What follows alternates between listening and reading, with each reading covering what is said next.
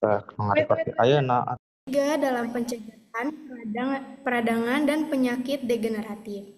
Dan apakah benar omega 3 itu dapat mengatasi gangguan mental?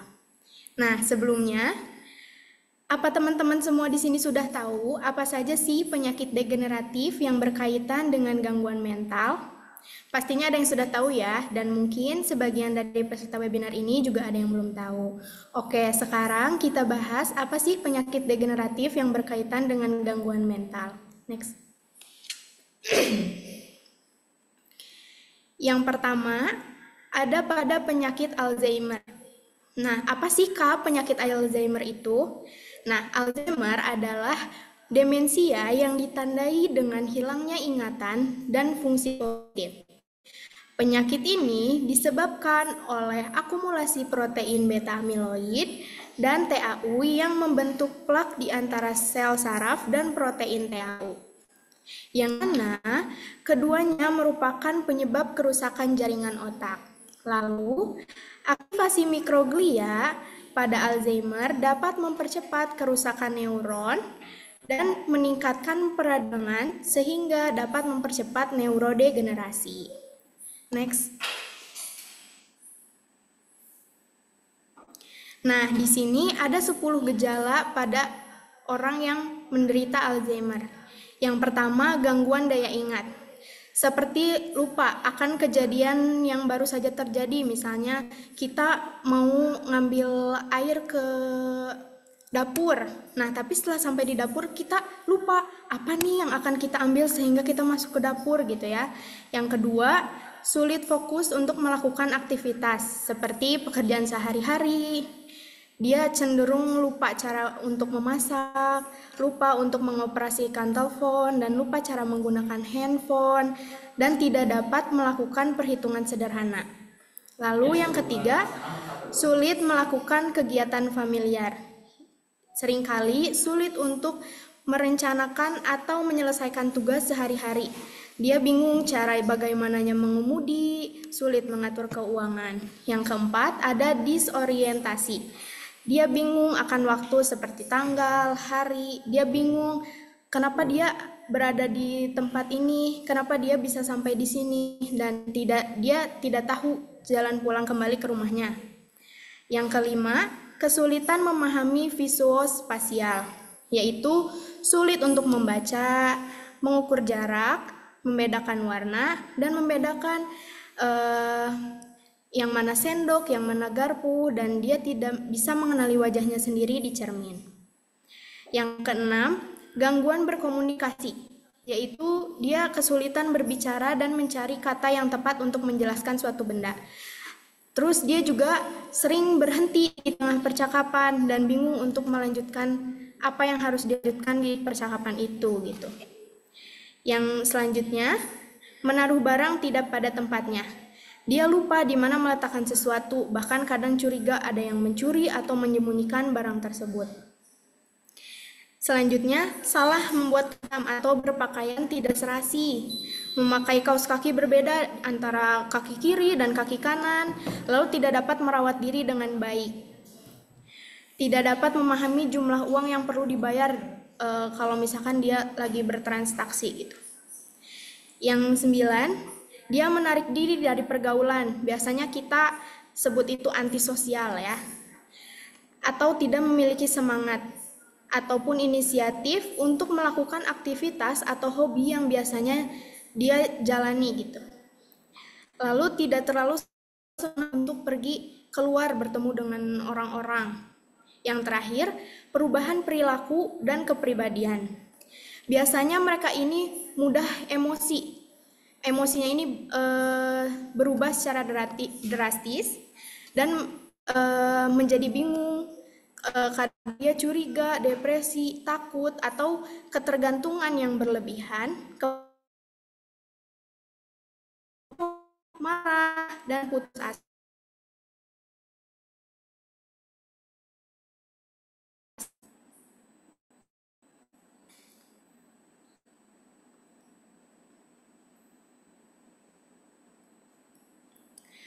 Pada data statistik yang ditemukan, menurut Alzheimer Indonesia atau AZI, pada tahun 2019 mengatakan bahwa insiden demensia Alzheimer di seluruh dunia meningkat dengan cepat dan saat ini diperkirakan mendekati 46,8 juta atau 50 juta orang dengan diagnosis demensia di dunia dan 20,9 juta di Asia Pasifik. Serta ada sekitar 10 kasus baru setiap tahunnya. Nah, di Indonesia sendiri diperkirakan ada sekitar 1,2 juta orang dengan demensia pada tahun 2016 yang akan meningkat menjadi 2 tahun pada tahun 2020 dan 4 juta orang pada tahun 2050.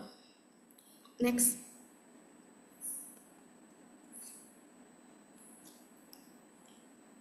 Nah, selain Alzheimer, yang kedua ini adalah penyakit Parkinson. Nah, apa sih gitu ya penyakit ini?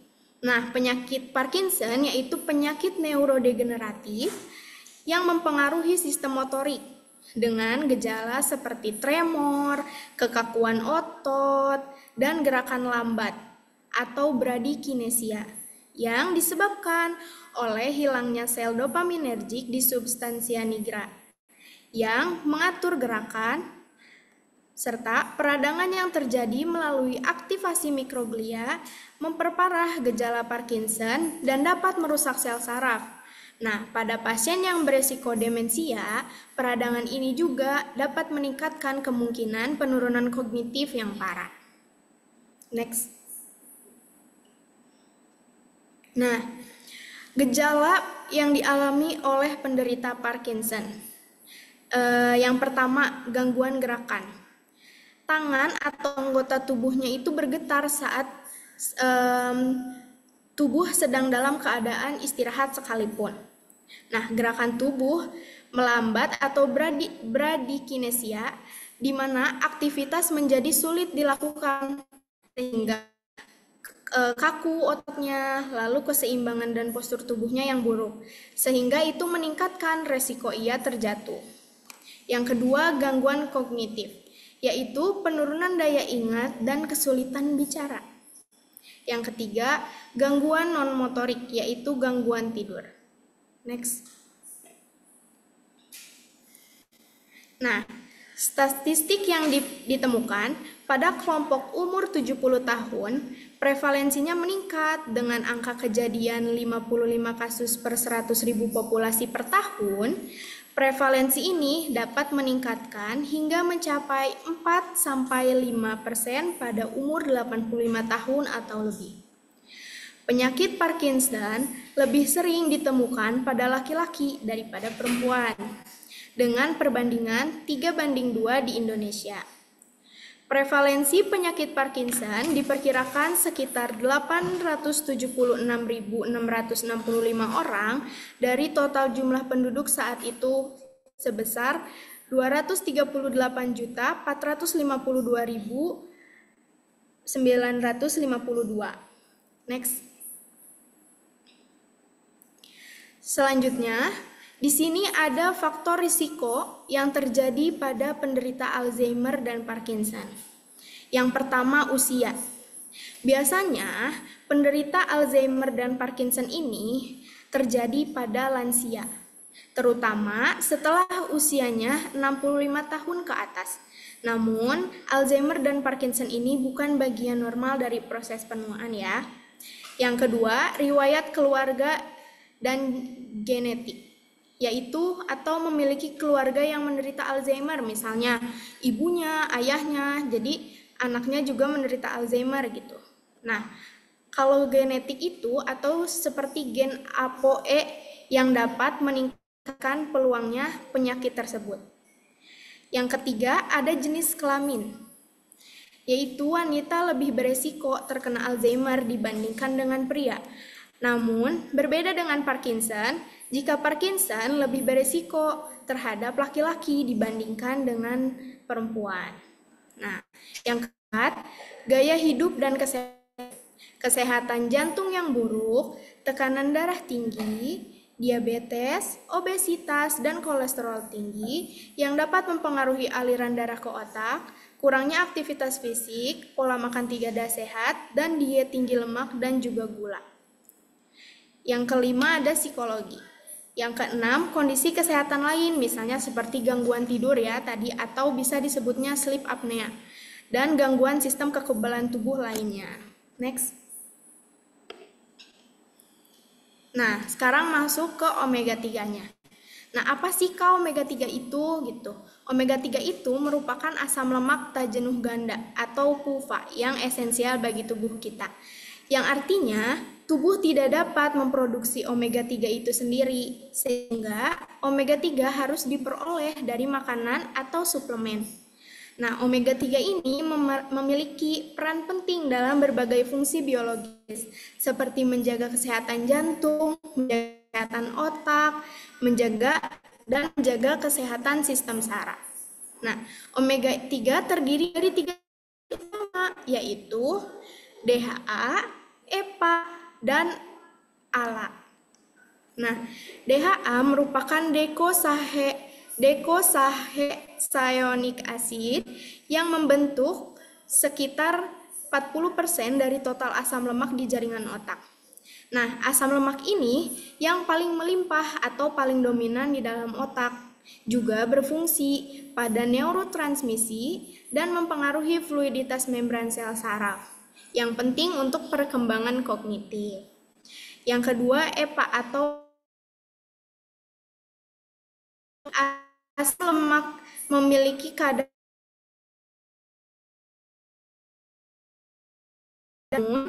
asam lemak ini dikenal memiliki sifat antiinflamasi yang kuat kontribusi dalam modulasi peradangan dan pengaturan suasana hati.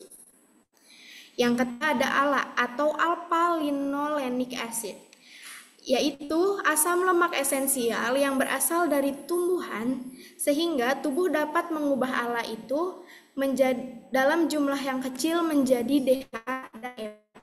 Meski kadarnya dari DHA dan EPA, asam lemak ini tetap bagi kesehatan kardiovaskular pada lansia.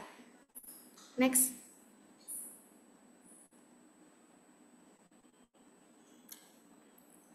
Nah, selanjutnya peran omega 3 pada peradangan kronis. Pertama, itu menurunkan kadar senyawa inflamasi seperti prostaglandin dan sitokin, yang dimana ini sangat penting dalam mengurangi peradangan kronis yang berkaitan dengan berbagai gangguan kesehatan mental. Yang kedua, mengurangi dampak negatif peradangan kronis pada otak yang mempengaruhi fungsi kognitif dan risiko gangguan mood.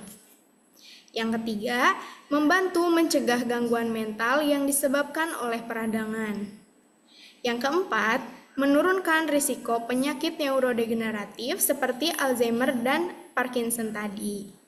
Yang kelima, mendukung regenerasi saraf dan mencegah penurunan kognitif di usia lanjut yang dapat mempercepat proses penuaan. Next.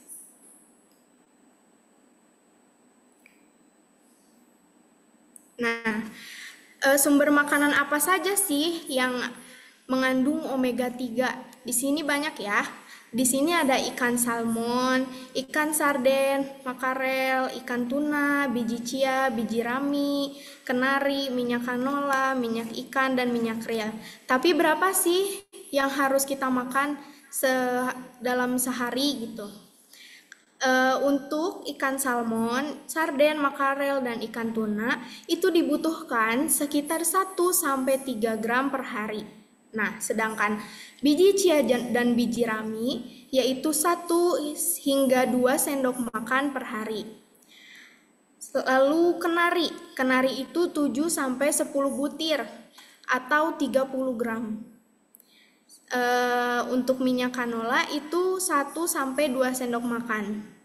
Untuk minyak ikan dan minyak krill, yaitu biasanya dia berbentuk suplemen. Nah, yang mengandung 1000 mg atau 1 kapsul. Next.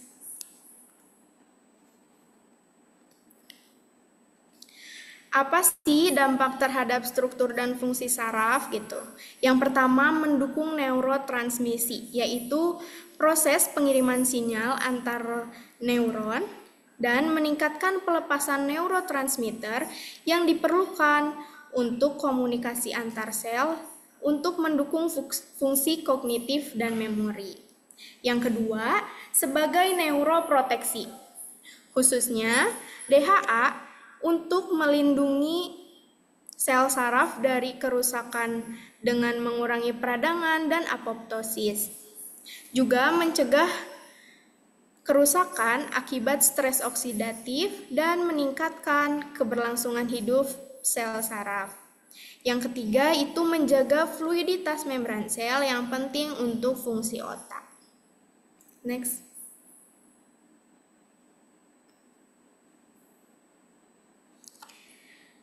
Dari studi yang saya temukan dengan judul The Efficacy of Omega-3 Fatty Acid as the Monotherapy for Depression, a randomized double-blind placebo-controlled pilot study dengan penelitian terkontrol pada tahun 2024 tentang bagaimana mengevaluasi penggunaan omega-3 sebagai terapi mandiri untuk penderita depresi. Dengan hasil penurunan gejala depresi yang signifikan pada peserta yang mengonsumsi omega-3 secara rutin dari minggu ke-4 hingga minggu ke-12. Kelompok omega-3 menunjukkan perbaikan yang lebih besar dibandingkan kelompok placebo. Meskipun efeknya menjanjikan, perbedaan tingkat pemulihan antar kelompok belum mencapai signifikan yang statis. Nah, apa sih Kak kelompok placebo itu? Nah, jadi kelompok placebo itu adalah kelompok yang diberikan kapsul yang terlihat sama seperti suplemen omega-3. Tapi sebenarnya tidak mengandung zat aktif apapun. Kapsul ini hanya berisi bahan yang tidak memberikan manfaat kesehatan gitu. Tujuannya untuk melihat apakah efek yang dirasakan pasien ini benar-benar berasal dari omega-3 atau hanya mereka berpikir sedang mengkonsumsi sesuatu yang bermanfaat. Nah, next.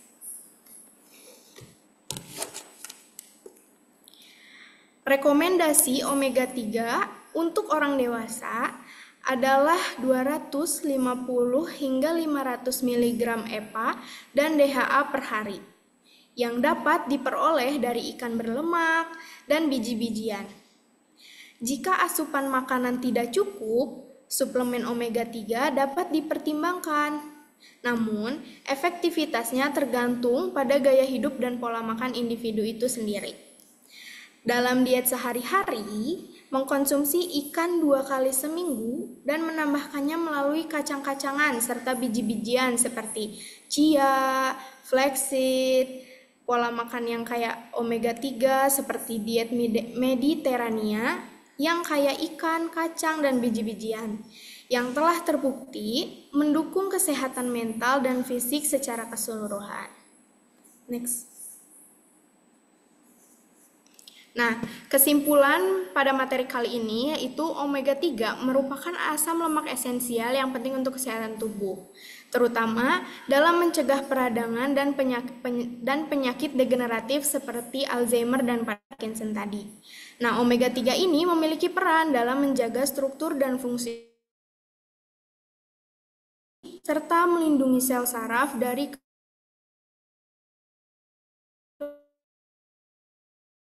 dengan sifat antiinflamasinya dan neuroprotektifnya, omega-3 tidak hanya membantu memperlambat penuaan otak, namun juga meningkatkan fungsi kognitif, memori, dan suasana hati. Konsumsi hariannya sebesar 250 hingga 500 mg dari sumber alami seperti ikan atau suplemen sangat disarankan untuk mendukung kesehatan saraf dan mental. Nutrisi ini menjadi salah satu komponen penting dalam pencegahan penyakit neurodegeneratif serta gangguan mood dan menjadikannya bermanfaat bagi kesehatan jangka panjang. Next.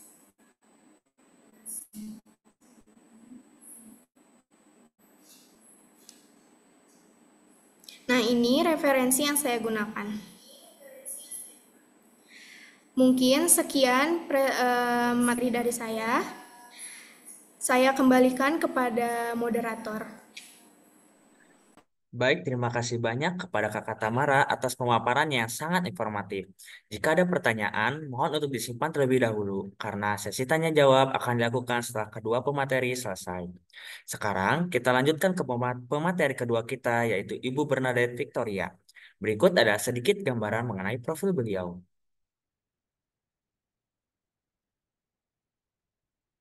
Oke, jadi di sini Ibu Adet atau Ibu Bernadette Victoria merupakan lulusan dari IPB University dengan jurusan Ilmu Gizi. Dan beliau melanjutkan S2-nya di Universitas Indonesia dengan jurusan Kesehatan Masyarakat. Beliau adalah seorang public health nutritionist. Sedikit pengalaman beliau, eh, sedikit pengalaman beliau di bidang produk development dan sekarang aktif mengajar di Universitas Santo Borromeus dan juga menulis berbagai literatur yang berkaitan dengan gizi. Kepada Ibu Adet, kami persilahkan untuk memaparkan materi kedua yang pastinya sangat menarik.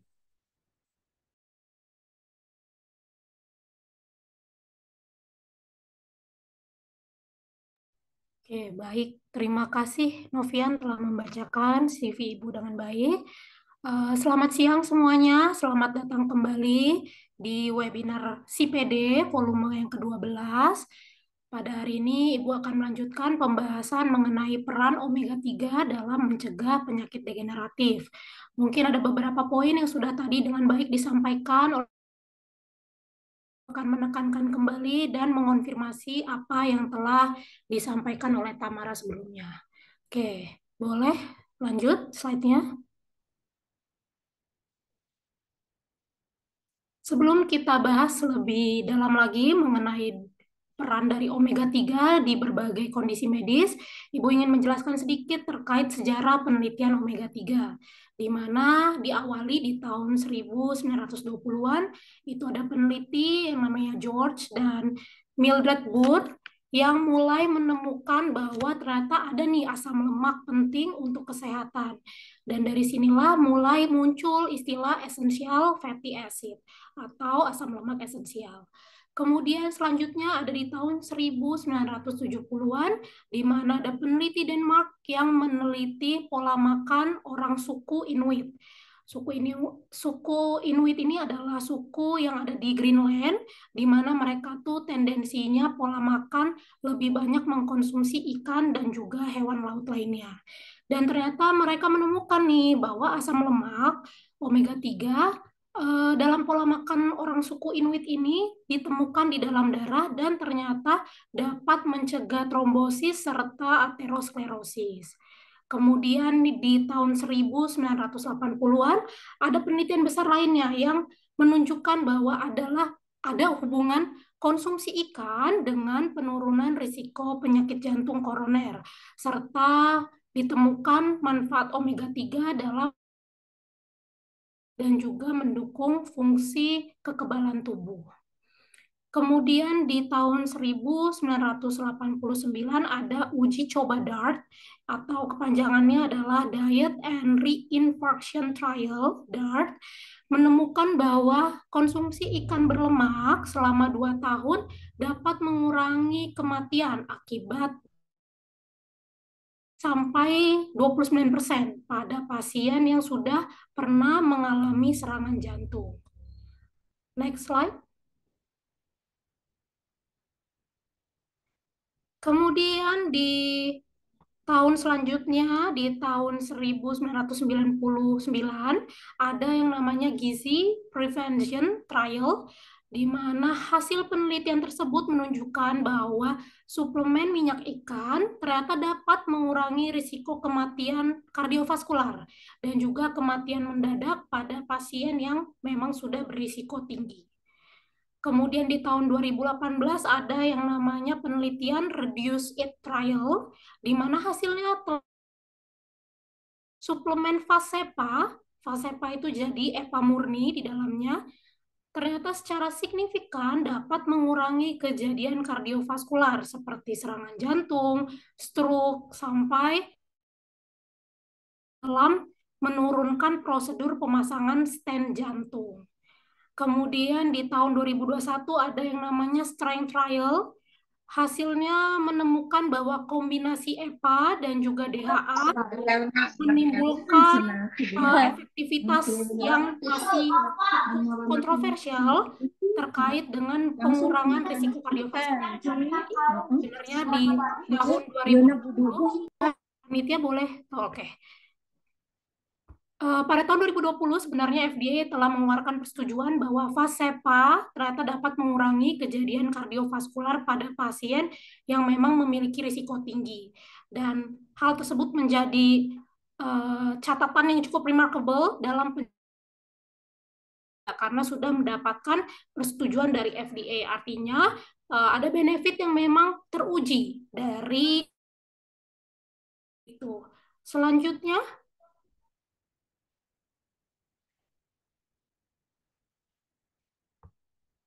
tadi sudah disebutkan ya oleh Tamara bahwa sebenarnya omega 3 itu ada beberapa bentuk dan yang utamanya yaitu EPA dan DHA. Di mana EPA itu adalah eicosapentaenoic acid atau asam eicosapentaenoat dan kemudian DHA itu adalah docosahexaenoic acid atau asam docosahexaenoat. Sedangkan ada bentuk lain namanya ALA, di mana ALA ini merupakan asam alfa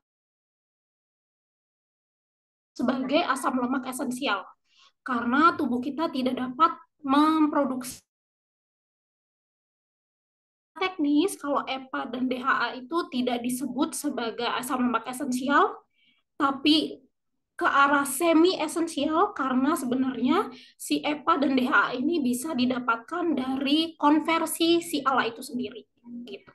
Kemudian si ALA ini dapat diubah atau dikonversi menjadi EPA maupun DHA melalui proses enzimatik di dalam tubuh. Tetapi konversinya memang cukup terbatas dengan tingkat efisiensinya cukup rendah, di mana hanya sekitar 5-10% ya untuk EPA dan kurang dari 1% bisa konversi untuk menjadi DHA. Nah, secara garis besar di alam itu sebenarnya banyak mengandung ALA. Jadi ALA itu banyak ditemukan di sumber tanaman atau pangan nabati, dan kalau ikan dan alga itu sebenarnya banyak mengandung DHA dan juga EPA. Boleh selanjutnya? Oke, ini adalah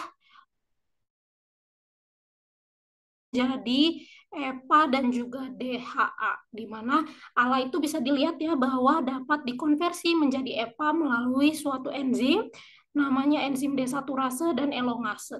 Nanti konversi lebih lanjut ke DHA akan melibatkan suatu proses kompleks, termasuk nantinya ada oksidasi beta di peroksisom.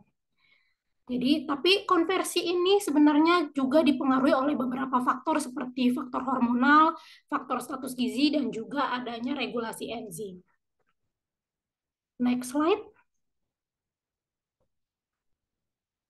Oke, berikut adalah sumber-sumber omega 3, di mana secara natural bisa teman-teman dapatkan dari bahan pangan.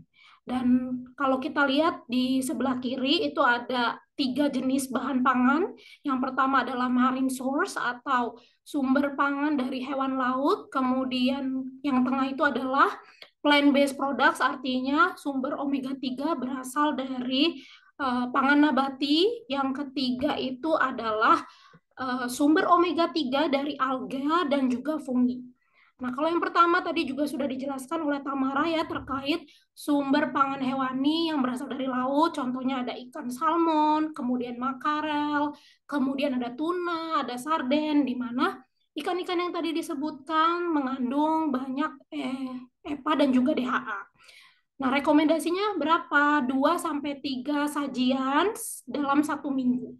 Artinya mungkin teman-teman bisa 1 hari mengkonsumsi ikan salmon, besoknya mengkonsumsi ikan makarel. Pokoknya yang direkomendasikan adalah 2-3 serving size dalam 1 minggu.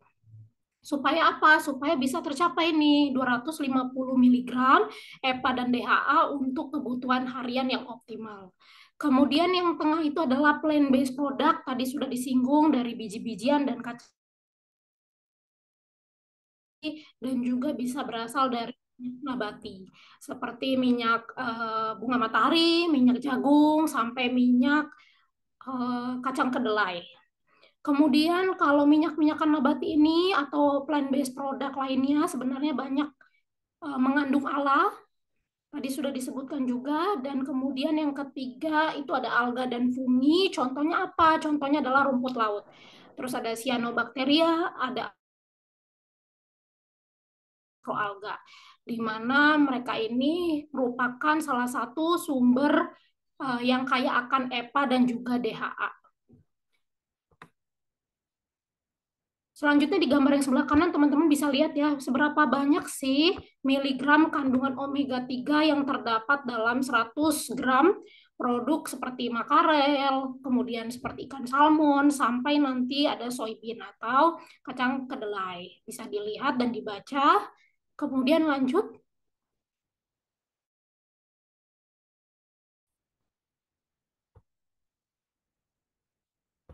Oke, lalu bagaimana ketika seseorang atau seorang individu itu tidak bisa mengkonsumsi omega 3 secara optimal, baik secara natural ya dari makanan maupun dari suplementasi. Kira-kira apa yang akan terjadi? Pastinya kalau terjadi dalam waktu yang cukup panjang akan menimbulkan defisiensi.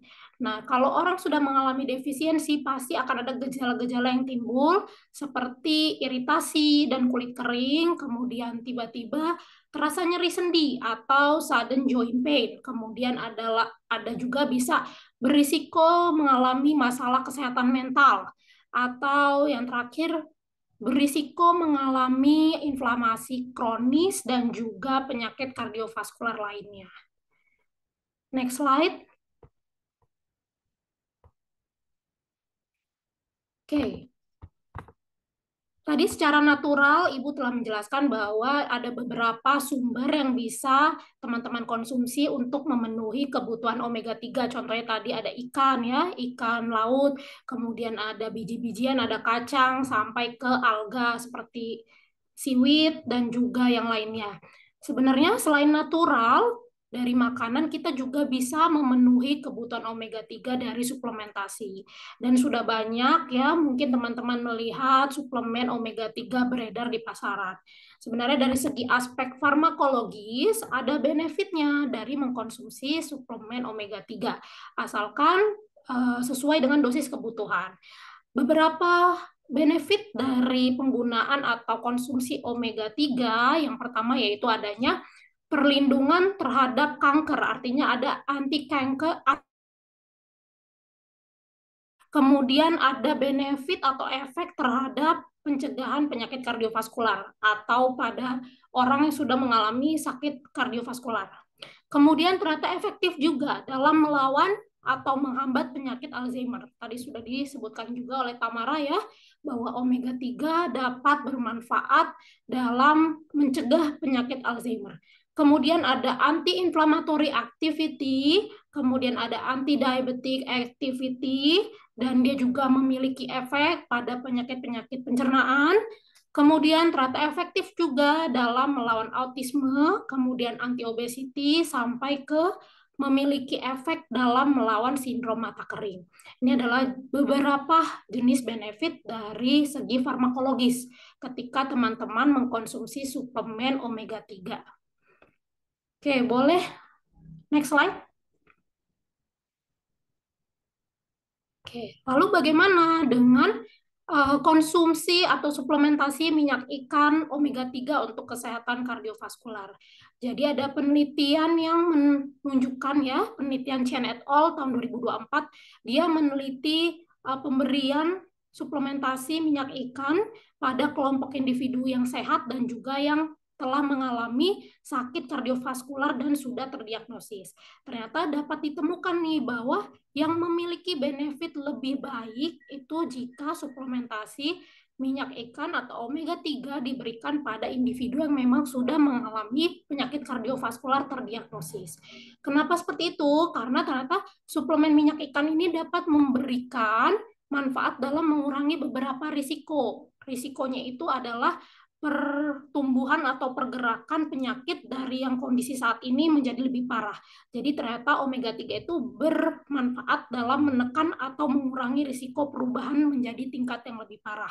Contohnya, perubahan transisi dari fibrilasi atrium menjadi kejadian kardiovaskular major itu jadi lebih rendah risikonya. Kemudian perubahan dari fibrilasi atrium ke infark miokard juga menurun, dan yang terakhir, adanya penurunan risiko perubahan dari gagal jantung sampai ke kematian. Nah, jadi di penelitian ini juga dibahas bahwa pada individu yang sehat, ternyata konsumsi rutin secara berlebihan dari suplemen minyak ikan malah dapat meningkatkan risiko fibrilasi atrium atau disingkatnya FA, itu salah satu gangguan irama jantung dan juga bisa menimbulkan beberapa kejadian kardiovaskular lainnya, karena ada hubungannya terkait dengan efek negatif dari si omega 3 yang berlebihan pada membran sel. Jadi disarankan untuk tidak mengkonsumsi secara berlebihan untuk populasi orang yang dalam kondisi sehat. Tapi di-highlight bahwa sangat beneficial bagi kelompok orang yang memang sudah mengalami penyakit kardiovaskular. Oke, boleh lanjut. Nah, kemudian kita akan membahas bagaimana sih mekanisme potensial terhadap perlindungan kardiovaskular dari omega 3. Jadi, asam lemak omega 3 memang diketahui dapat mengurangi risiko kejadian penyakit kardiovaskular melalui beberapa mekanisme yang teman-teman bisa lihat di slide yang sedang ditampilkan. Nah, salah satunya adalah melalui penurunan kadar lipoprotein yang kaya trigliserida atau disingkat TGRL. Kemudian yang kedua, hubungannya terkait dengan efek omega 3 yang antitrombik, artinya dapat melawan atau menghambat pembentukan gumpalan darah yang nantinya bisa mengalami kejang pembuluh darah bahkan sampai stroke. Kemudian yang ketiga yaitu terkait dengan membran stabilizing effect dari omega 3, di mana artinya si omega 3 dapat membantu menstabilkan membran dan oksidasi. Jadi memberikan perlindungan. Kemudian anti-arrhythmic action, artinya membantu kardiovaskular kita dari masalah-masalah atau gangguan irama jantung. Kemudian selanjutnya yaitu terkait dengan alter prostaglandin sintesis, di mana ini adalah benefit yang kelima atau mekanisme potensial yang kelima dari omega 3 terhadap perlindungan kesehatan kardiovaskular. Kemudian ada juga omega 3 dapat menyediakan prekursor untuk sintesis mediator resolusi peradangan yang khusus, atau di site bisa dibaca specialized pro-resolving mediator. Nah, mediator ini yang membantu melawan peradangan dengan cara yang mungkin mengganggu pertahanan tubuh lebih minim dibandingkan dengan orang yang mendapatkan terapi anti-inflamasi secara langsung. Kemudian, mekanisme potensi yang terakhir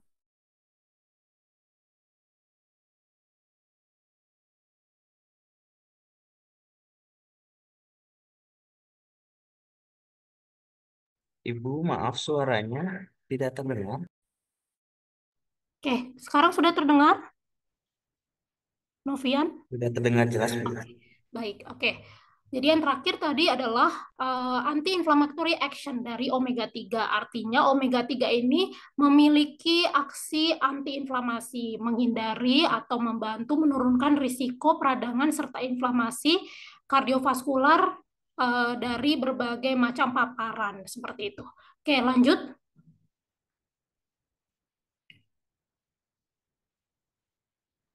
Kemudian bagaimana selain tadi benefitnya pada penyakit kardiovaskular, apakah omega 3 juga memiliki benefit untuk penyakit degeneratif lainnya?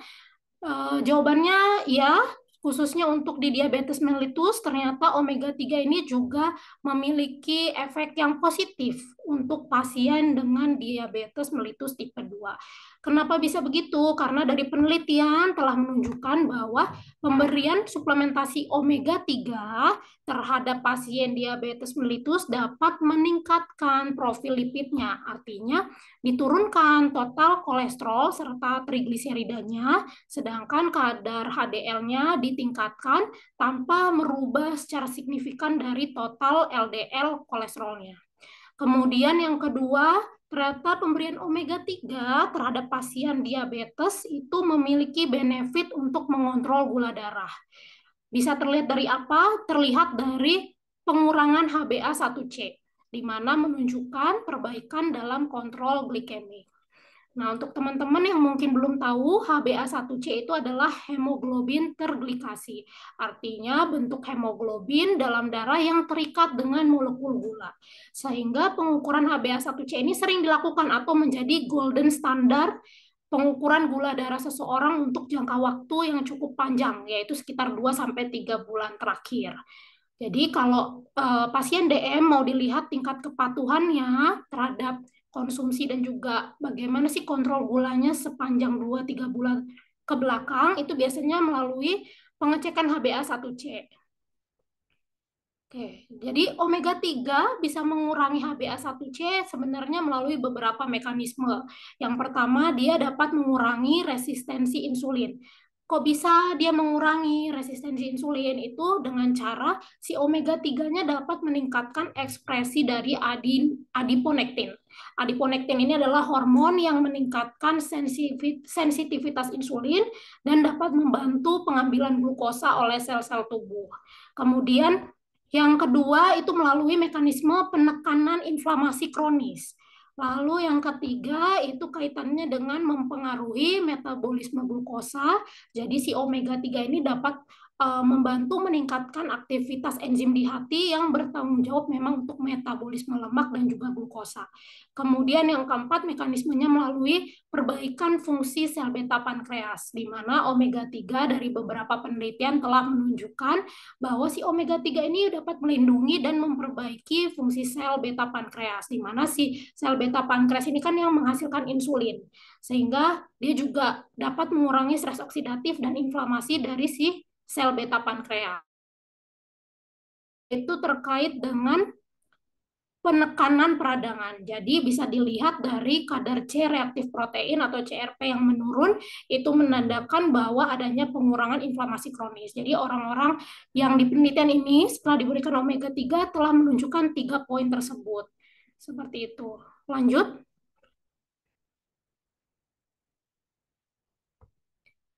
Tadi sudah dibahas dari segi omega 3 pada cardiovascular health. Kemudian yang kedua tadi efek omega 3 pada pasien DM. Kemudian sekarang yang ketiga omega 3 dengan kesehatan otak, di mana ada penelitian Wong et al. Di tahun 2023 menemukan bahwa ternyata asam lemak omega 3 ini khususnya EPA dan kombinasi DHA plus EPA ternyata memiliki hubungan dengan fungsi kognitif dan struktur otak pada populasi lansia yang sehat dan secara kognitif masih normal. Nah, temuan utamanya dari penelitian ini menunjukkan bahwa adanya peningkatan fungsi kognitif. Jadi, orang-orang atau individu yang diberikan EPA dan juga kombinasi DHA dan EPA ternyata memiliki hubungan dengan memori jangka panjang dan juga kecepatan dalam pemrosesan informasi, tetapi tidak memiliki hubungan dengan fungsi kerja dan fungsi eksekutif otak. Fungsi eksekutif otak itu seperti apa? Nah, fungsi eksekutif otak itu biasanya merujuk pada kemampuan kognitif tingkat tinggi yang membantu seseorang untuk merencanakan, mengorganisasi, mengambil keputusan, sampai mengatur perilaku dirinya sendiri. Itu adalah fungsi dari eksekutif otak, fungsi eksekutif otak. Kemudian yang kedua, adanya temuan terkait perlindungan struktur otak, di mana ternyata omega 3 ini dikaitkan dengan volume korteks entorhinal, di mana entorhinal itu adalah area otak yang terhubung atau berhubungan dengan hipokampus, dan juga ternyata penting dalam proses pembelajaran serta memori. Kemudian ditemukan juga nih ternyata hubungan omega 3 dengan volume white matter, yang bisa teman-teman lihat di gambar sebelah kanan bahwa White matter ini biasanya mendukung komunikasi antar bagian otak dan sering terpengaruh seiring bertambahnya usia atau proses penuaan. Kemudian, slide selanjutnya.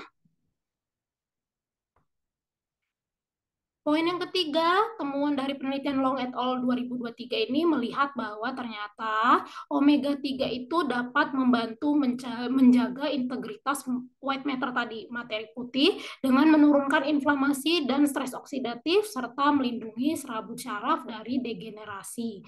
Lalu yang keempat, poinnya terkait dengan manfaat atau hubungan omega 3 dalam meningkatkan plastisitas sinaptik, melindungi sinapsis, mengurangi pembentukan amloid beta yang tadi sudah dipaparkan juga terkait Alzheimer, dan juga meningkatkan faktor neurotropik atau BDNF yang dapat mendukung kesehatan syaraf. Derived neurotrophic factor.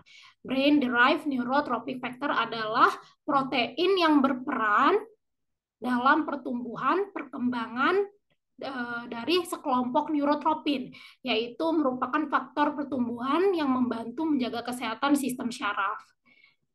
Oke, jadi secara keseluruhan bisa kita simpulkan bahwa omega 3 ini memiliki banyak manfaat. Yang tadi ya, salah satunya adalah untuk cardiovascular health, kemudian memiliki benefit dalam kontrol gula darah pada pasien DM, dan juga ternyata memiliki manfaat dalam menunjang kesehatan otak, khususnya pada populasi lansia. Walaupun masih dalam kondisi normal, ternyata ini adalah salah satu treatment yang efektif untuk mencegah tadi penyakit Alzheimer dan juga Parkinson. Oke, boleh next.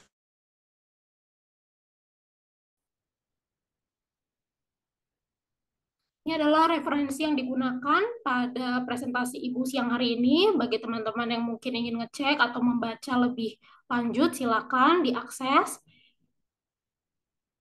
Oke, sekian presentasi dari Ibu pada siang hari ini.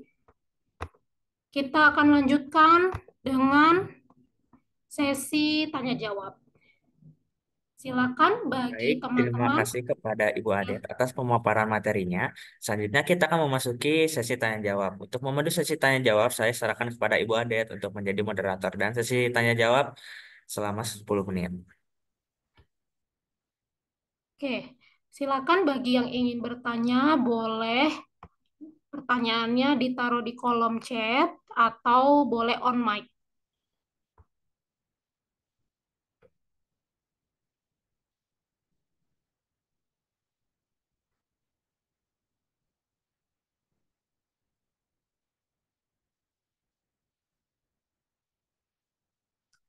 Oke, Ibu mau tanya dulu mungkin kepada moderator atau MC kita ya. Novian, gimana omega 3 sebelumnya?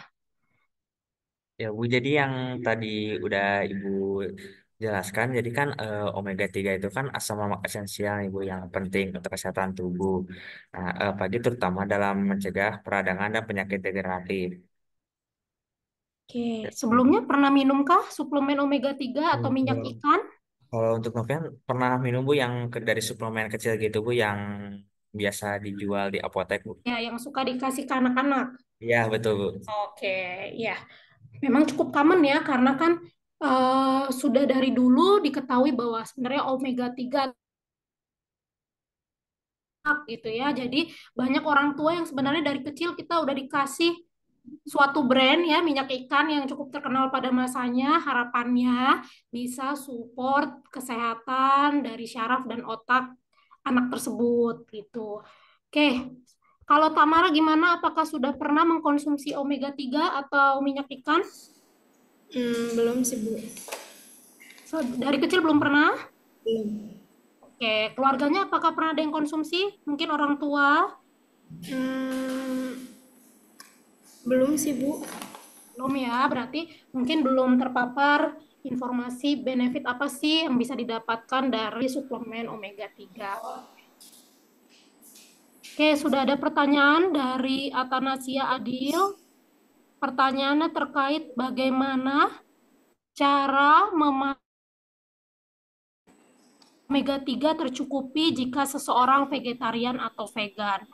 Oke, untuk pertanyaan kedua dari Bu Karisa kepada Tamara, Anjing, bukan. apakah jika kita mengkonsumsi omega 3 sedari dini akan memiliki efek protektif dalam mencegah Alzheimer walaupun kita memiliki mutasi pada ApoE1 dan 2? Oke, ditampung dulu pertanyaannya. Kemudian pertanyaan yang ketiga juga untuk Tamara. Silakan Tamara bisa dicatat. Apakah ada perbedaan efektivitas antara omega 3 dari ikan dengan omega 3 dari sumber nabati? Oke, sambil menunggu Tamara untuk menjawab, Ibu coba menjawab pertanyaan Atanasia Adil dulu. Terkait bagaimana sih cara memastikan kebutuhan omega 3 tercukupi jika seseorang vegetarian atau vegan? Sebenarnya tadi sudah dipaparkan ya bahwa major dietary source dari omega 3 tidak hanya dari protein hewani atau hewan laut ya, tapi bisa juga dari tumbuhan seperti kacang-kacangan, biji-bijian, minyak nabati, sampai satunya alga hijau dan juga seaweed atau rumput laut. Nah, sebenarnya teman-teman yang vegetarian atau vegan dengan mengkonsumsi secara rutin sesuai dengan tadi yang dipaparkan ya, berapa banyak sih serving size yang dianjurkan, itu tidak perlu khawatir karena pastinya omega 3-nya sudah tercukupi. Apalagi sebenarnya secara harian tidak perlu mengkonsumsi dalam jumlah yang cukup banyak, hanya sekitar 250 mg tadi. Rekomendasi untuk orang sehat dalam memaintain kesehatan yang optimal. Jadi, teman-teman vegetarian ataupun vegan pasti sudah dapat terpenuhi jika memang rutin mengkonsumsi biji-bijian, kacang-kacangan, dan juga tadi alga ataupun fungi. Seperti itu. Kemudian, silakan apakah Atanasia sudah cukup jawaban dari Ibu atau ingin menyanggah? Selanjutnya, siap-siap untuk Tamara, silakan menjawab pertanyaan Tina.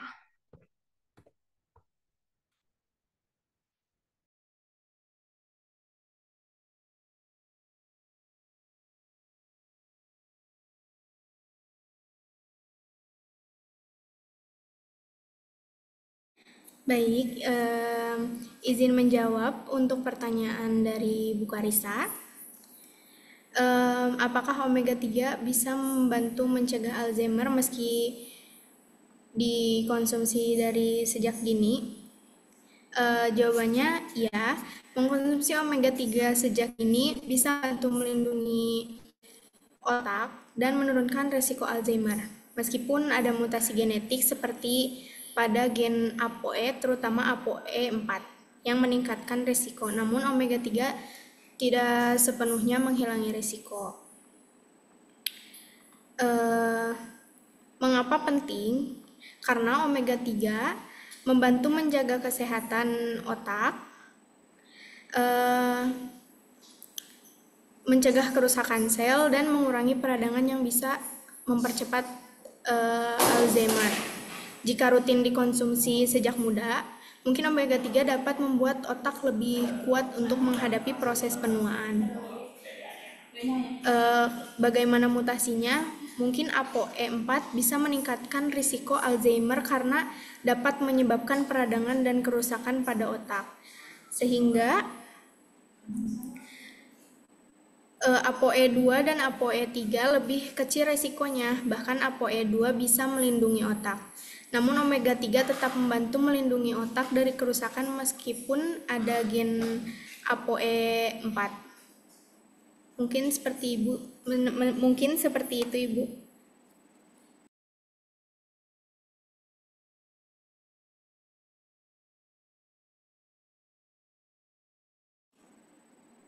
Oke, baik. Apakah cukup dimengerti, Ibu?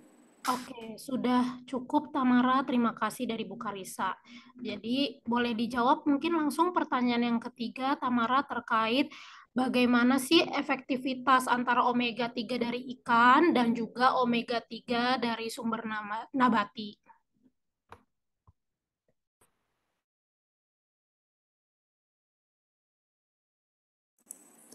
Bedanya, omega 3 dari ikan itu di DHA dan EPA, yang dimana ikan seperti salmon, tuna, atau makarel itu langsung bekerja di dalam tubuh, sedangkan kalau dari nabati itu mereka harus memprosesnya dulu untuk merubah ALA itu menjadi struktur yang lebih kecil ke DHA dan EPA gitu. Terus jenisnya sangat bermanfaat untuk menjaga kesehatan otak untuk omega 3 dari ikan.